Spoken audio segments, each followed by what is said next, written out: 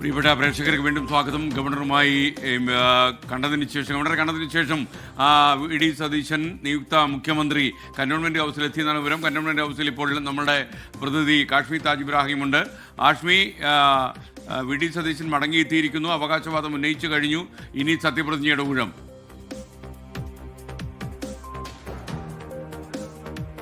അതെ, കന്റോൺമെന്റ് ഹൗസിലേക്ക് വി.ഡി. സതീശൻ എത്തിയിട്ടുണ്ട്. അദ്ദേഹം രാവിലെ മുതൽ തുടങ്ങിയ നന്നേ ക്ഷീണിതനാണെന്ന് തോന്നുന്നു. അദ്ദേഹം നേരെ അകത്തേക്ക് കയറി മാധ്യമങ്ങളോട് സംസാരിക്കാൻ തയ്യാറായില്ല.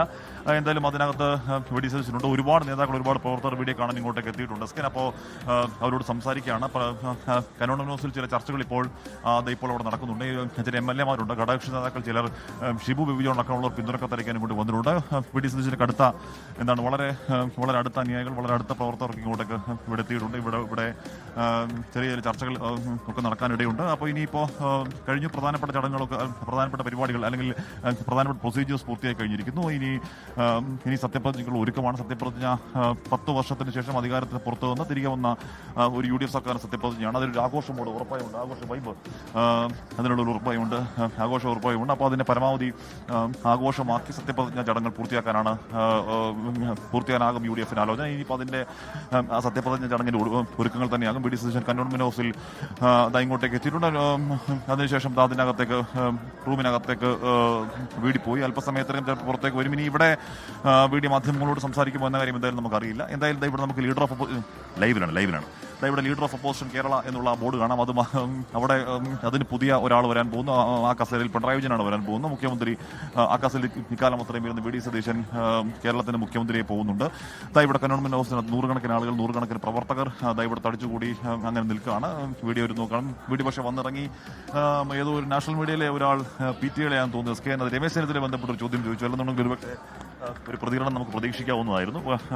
പക്ഷേ അത് സംഭവിച്ചില്ല. രമേശ് ചെന്നിത്തലയുമായി ബന്ധപ്പെട്ട, രമേശ് ചെന്നിത്തലയുടെ അസ്വസ്ഥമായ അതിർത്തിയുമായി ബന്ധപ്പെട്ട ഒരു ചോദ്യമാണ് നാഷണൽ മീഡിയക്കാരൻ ചോദിച്ചത്. അതോടുകൂടി വി.ഡി. സതീശൻ വളരെ പെട്ടെന്ന് അകത്തേക്ക് കയറിപ്പോയി.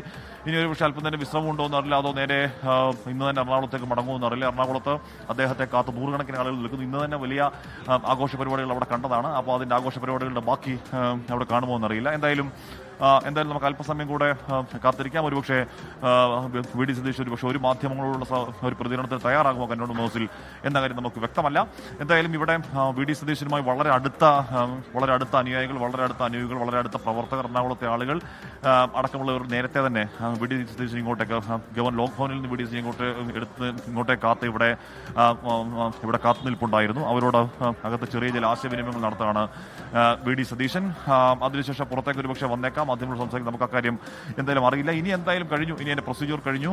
ഇനി CLP നിയമസഭാ കക്ഷി യോഗം പൂർത്തിയാക്കി. യോഗം അതിന്റെ നേതാവിനെ ഒഫീഷ്യലി തെരഞ്ഞെടുത്തു. ആ നേതാവ് ലോക്ഭവനിലേക്ക് പോയി ഗവർണറെ കണ്ട് പുതിയ സർക്കാർ രൂപീകരിക്കുന്ന അവകാശവാദം ഉന്നയിച്ചു. സത്യപ്രതിജ്ഞ ചന്ദ്രശേഖരൻ സ്റ്റേഡിയത്തിൽ വളരെ ആഘോഷത്തോടെ നടപ്പാക്കാനുള്ള ഒരുക്കങ്ങൾ, ഇനി വളരെ ആഘോഷത്തോടെ നടപ്പാക്കാനുള്ള ഒരുക്കങ്ങൾ തന്നെ അതിൽ കോൺഗ്രസ് നടത്തും. നേരത്തെ പറയുന്നത് പോലെ കോൺഗ്രസിന് ഇത് വളരെ അഭിമാന വിജയമാണ്. UDF-ന് ഇത് വളരെ അഭിമാന വിജയമാണ്. 102 സീറ്റ് എന്നുള്ള മഹത്തായ വിജയമാണ്.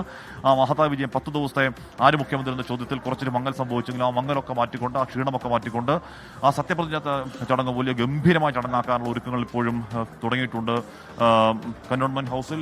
ഇപ്പോൾ മുൻ പ്രതിപക്ഷ നേതാവ് നിയുക്ത മുഖ്യമന്ത്രി വി.ഡി. സതീശൻ ഇപ്പോഴും തുടരുകയാണ്.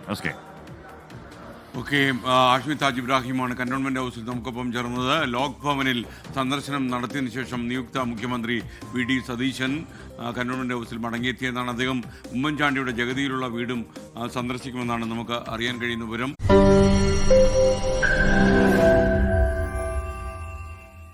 ലോകത്തെവിടെയായാലും ഏത് സമയത്തും 24 വാർത്തകളും ഓഗ്മെന്റഡ് റിയാലിറ്റി പാക്കേജുകളും എക്സ്പ്ലെയിനറുകളും വിശദമായി കാണാൻ ഞങ്ങളുടെ YouTube ചാനൽ നിങ്ങൾക്ക് സബ്സ്ക്രൈബ് ചെയ്യാം.